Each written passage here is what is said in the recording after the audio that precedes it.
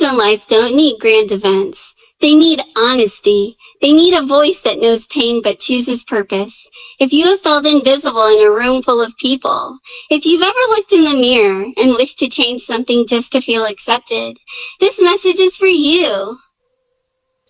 Because I know what it's like to be looked at with eyes that don't see your soul. To have people judge your entire worth before you've even spoken a word. She knew early on that she didn't look like everyone else. She saw it in their eyes before she even heard it in their words. She heard the hush when she walked into rooms. She noticed the way people stared too long, then turned away too fast.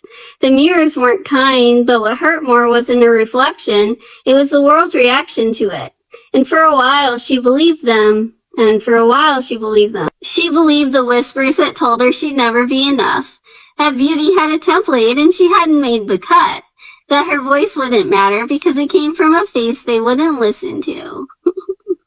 There were days she sat in the silence of her own thoughts, wondering why she was born wrong, why her difference felt like a punishment, and if she'd ever be loved without condition. But what the world didn't know was that inside this girl was something far louder than judgment. There was fire. It was fire. Because when the world tried to define her, she chose to design herself. When the world tried to label her a less than, she relabeled herself as a limitless.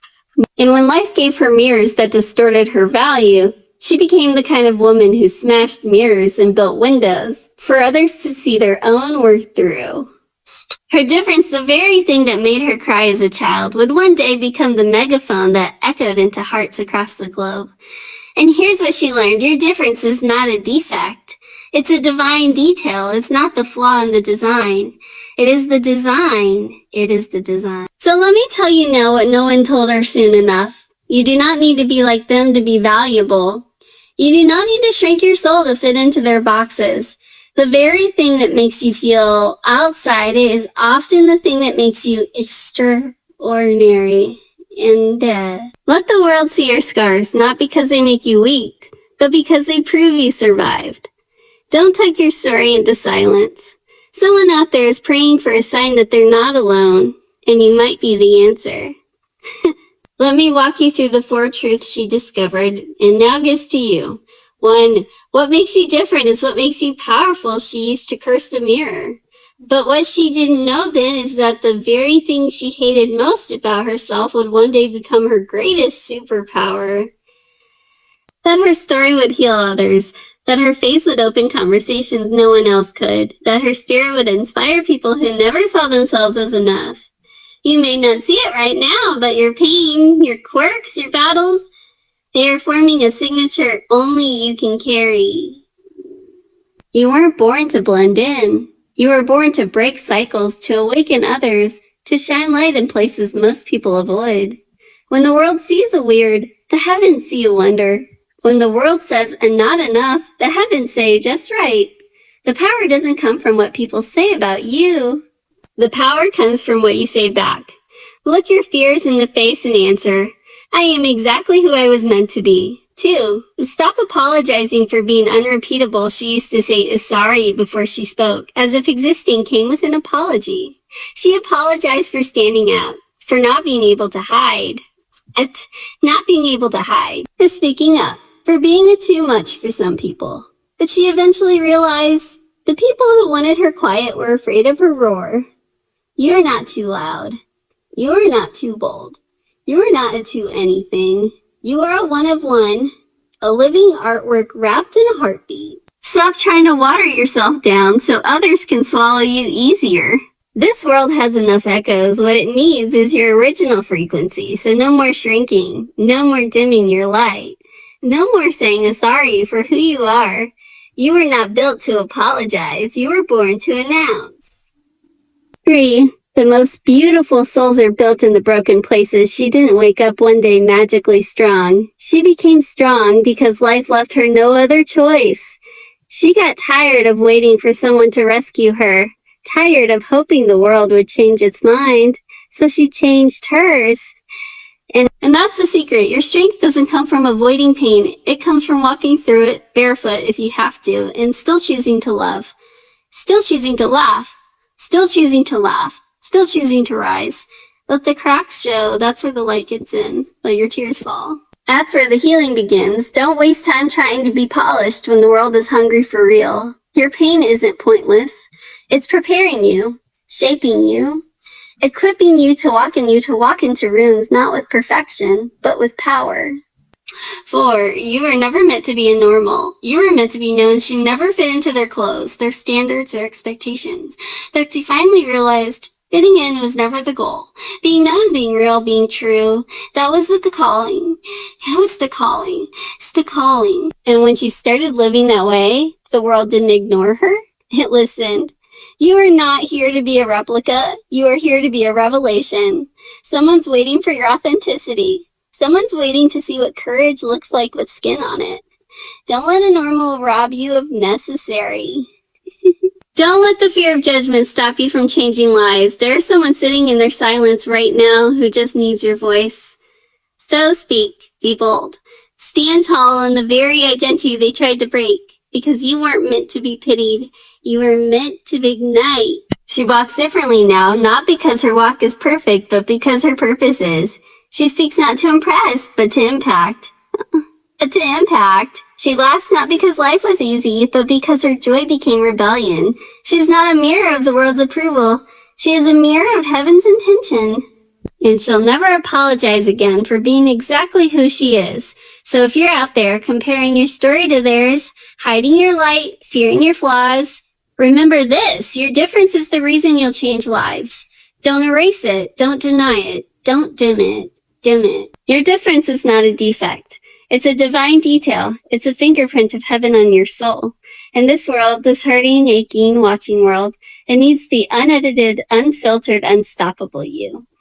There are some stories that aren't wrapped in ribbons. They don't come tied up in bows or dressed in perfect endings. Some stories begin in a hospital room with worried eyes and unanswered questions.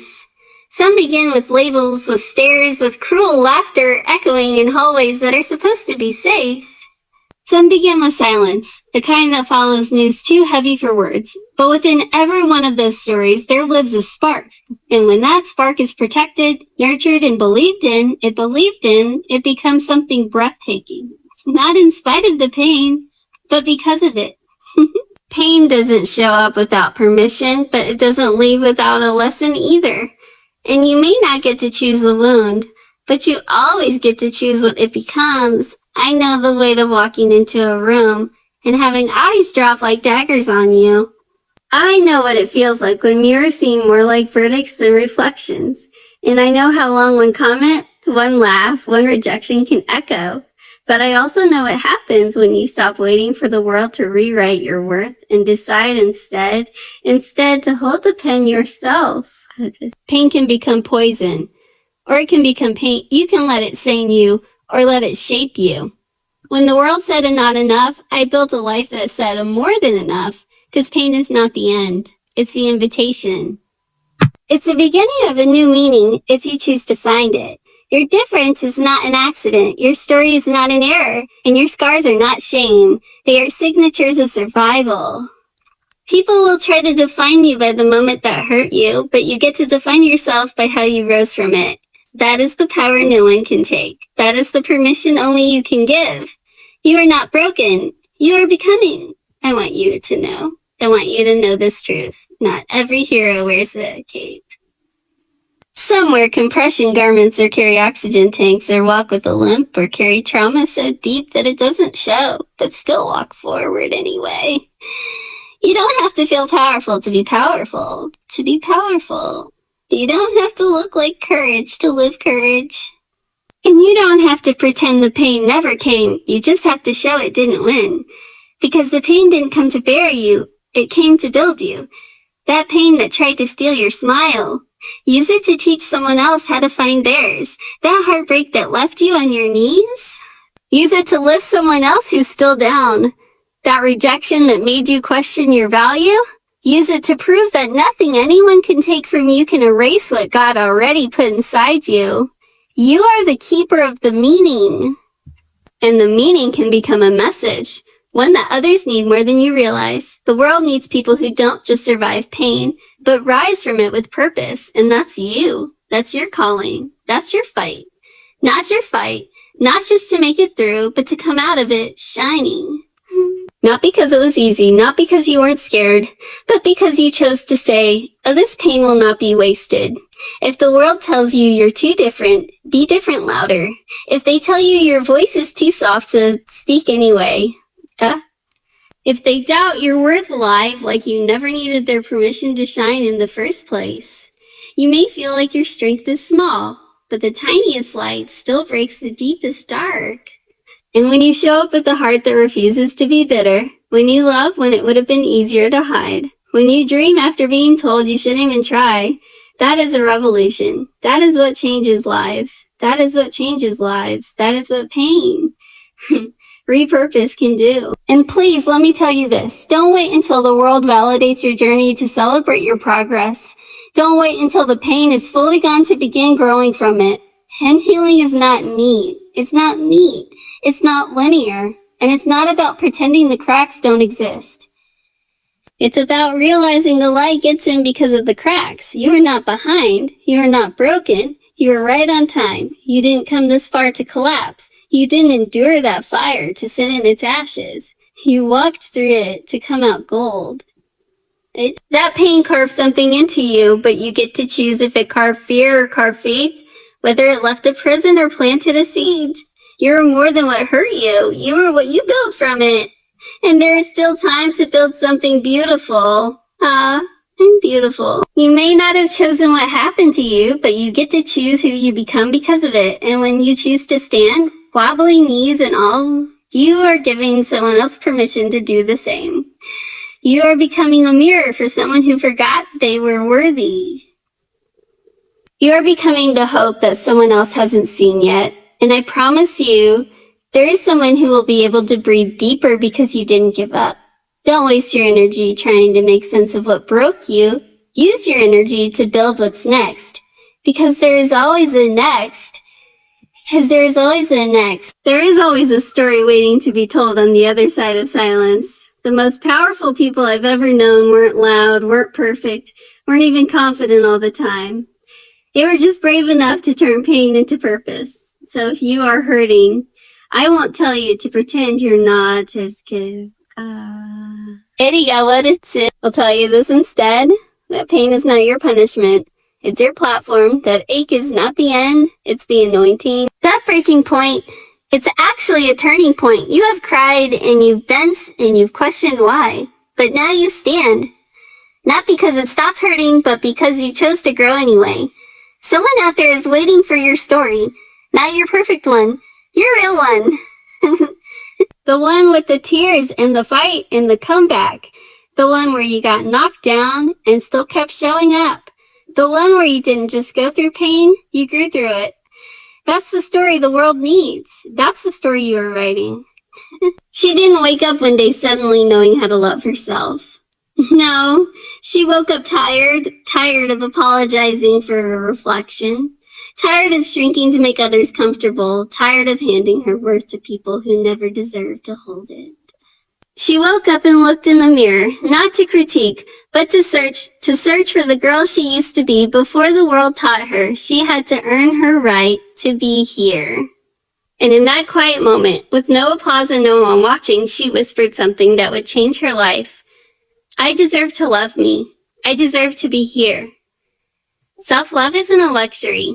It's oxygen. It's not manicures or affirmations whispered once a week. It's choosing to stay when your inner voice begs you to disappear. It's waking up for your future when your past still haunts your bones. And it's not selfish, it's survival. Because no one else is living in your skin. No one else cries your silent tears, and no one else is coming to rescue the person you abandoned the most, you. But the good news, you can come home to yourself today. You don't need permission to begin loving yourself. You need intention. You need the kind of honesty that breaks chains, not the kind that just polishes the cage. And it starts with one truth. The world will never value what you do not value in yourself. Every time you choose yourself in a moment when rejection would be easier, You're teaching your nervous system a new pattern. I'm not disposable. I am not a background character in my own story. Choosing yourself doesn't mean rejecting others. It means refusing to abandon yourself to keep their comfort intact. They might call it selfish, but they don't know the battles you fought just to stand tall today. They don't see how many times you loved others at the expense of your own peace. They don't know that this self-love isn't arrogance. It's recovery from people-pleasing, from perfectionism, from believing pain was proof of purpose. You don't owe anyone a watered-down version of yourself just to be accepted. Real love for others and yourself begins when truth walks in. So speak truth to yourself today. Speak like your healing depends on it, because it does. There will be days you feel like a mess, like you're falling behind, like everyone else is soaring while you're barely holding it together. But survival isn't always loud and glamorous. It's quiet and sacred. It's brushing your hair when depression tells you not to. It's saying a no when fear says people will leave. It's eating when shame whispers you're unworthy. Self-love is not some shiny badge. It's a battle cry. It's a battle cry. A declaration that no matter how many times life knocks you down, you will choose to rise with tenderness, not just toughness. Your softness is not your weakness. It's your weapon. In a world that tells you to be more, earn more, look more, post more, self-love is the refusal to treat yourself like a product to be sold. You are not here to be marketable. You are here to be miraculous. Keynote 1. Boundaries are a form of self-respect. Setting boundaries isn't cruelty, it's clarity. When you say a no to what hurts, manipulates, or drains you, you're saying exit to your future. You're reclaiming your time, your energy, your mental real estate. For too long, many of us were trained to believe that being liked was more important than being well. But people-pleasing is self-erasure. Boundaries protect the parts of you still healing. They are sacred fences around the garden of your spirit, and you don't have to explain them. Love yourself enough to disappoint others if it means protecting your peace. That's not selfish, that's survival.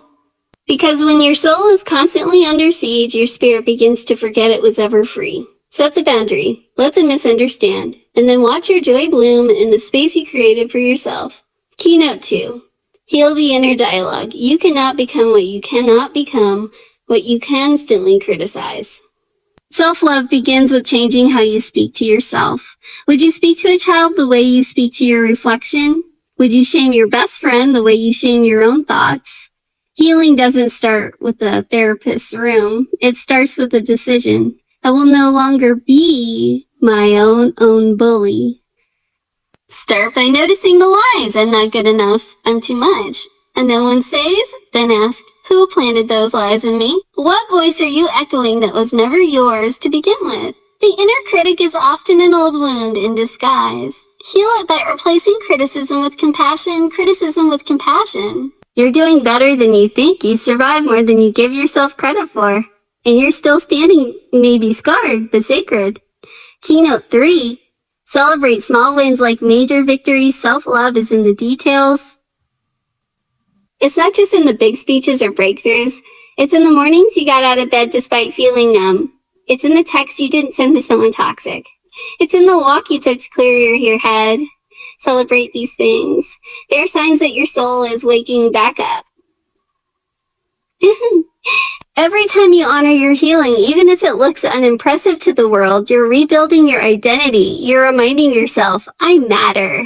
Don't wait for some big transformation moment. The transformation is happening now. And the tears you cried instead of stuffing them down. And the rest you gave yourself without guilt.